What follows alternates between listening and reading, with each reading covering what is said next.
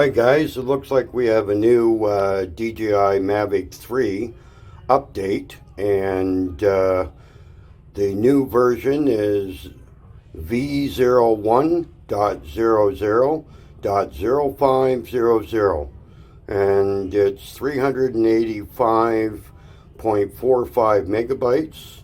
It's going to give us added quick shots, including droning and rocket. Cool. We're going to have to try that out. Circle, helix, boomerang, and asteroid. Wow, it's about time. Okay, that is super.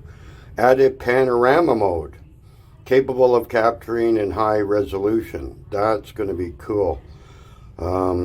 Added burst shooting, added digital zoom for normal video mode, added color display assist for D-Log, added 4K 60 FPS and manual EV adjustment for master shots. Wow. We're going to get added quick transfer, added zoom and D-Log for focus track when recording video. Wow, this is a great update.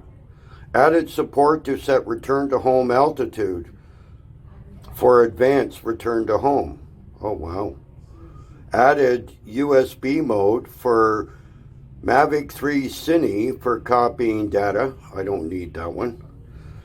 Optimized accuracy of color correction. Wow.